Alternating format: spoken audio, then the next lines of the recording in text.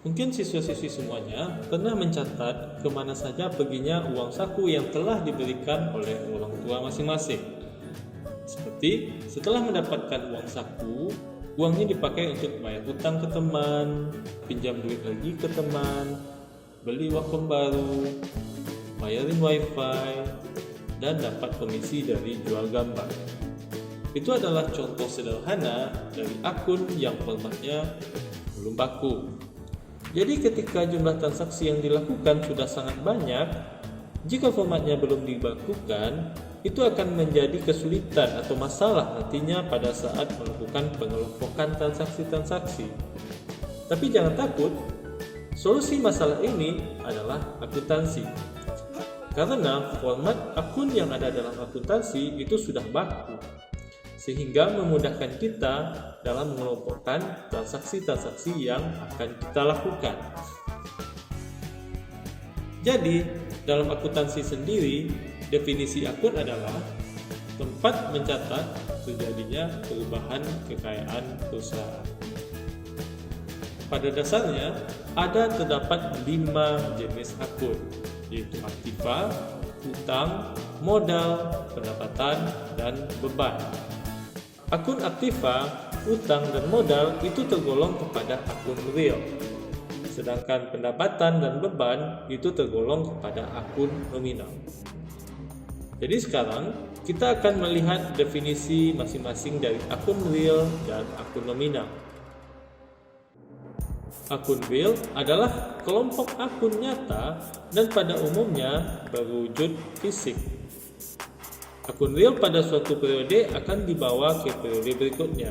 Sebagai contoh, perlengkapan yang tersisa di tahun 2019 itu sebesar 100 juta.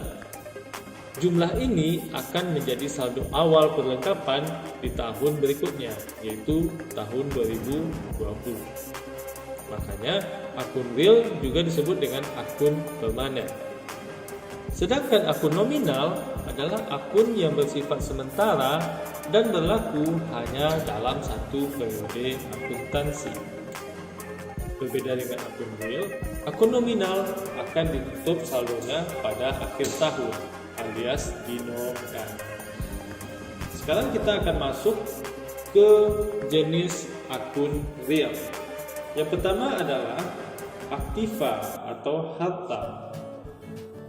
Aktiva adalah kekayaan perusahaan yang dikuasai oleh perusahaan sebagai akibat dari peristiwa masa lalu, dan dari aktiva tersebut perusahaan mengharapkan manfaat ekonomi di masa depan.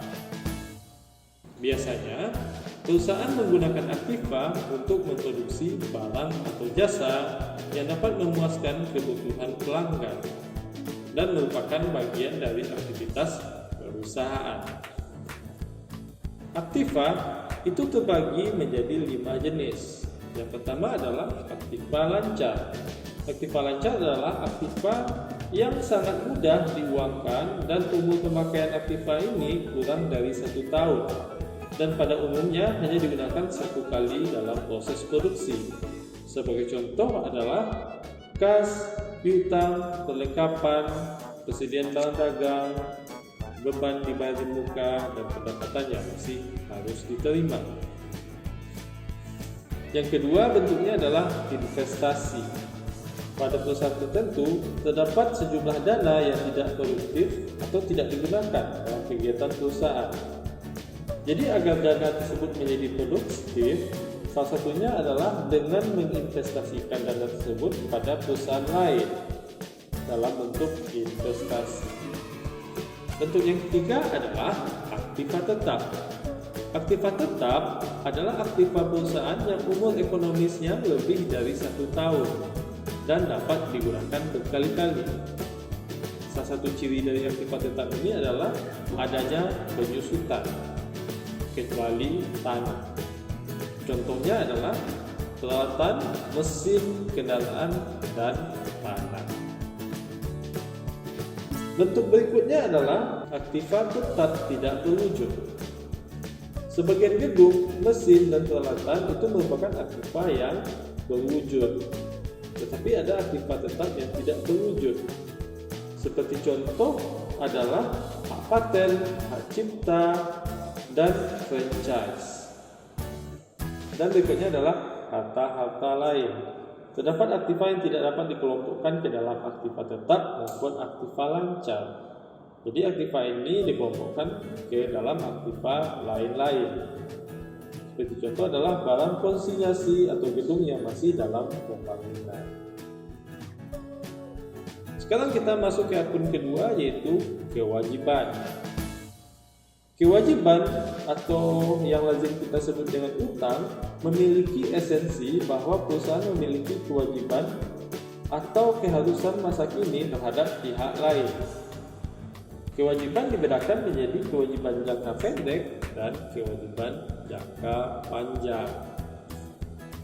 Nah, kewajiban jangka pendek contohnya adalah utang usaha, wesel bayar, pendapatan diterima di muka, dan beban yang masih harus dibayar.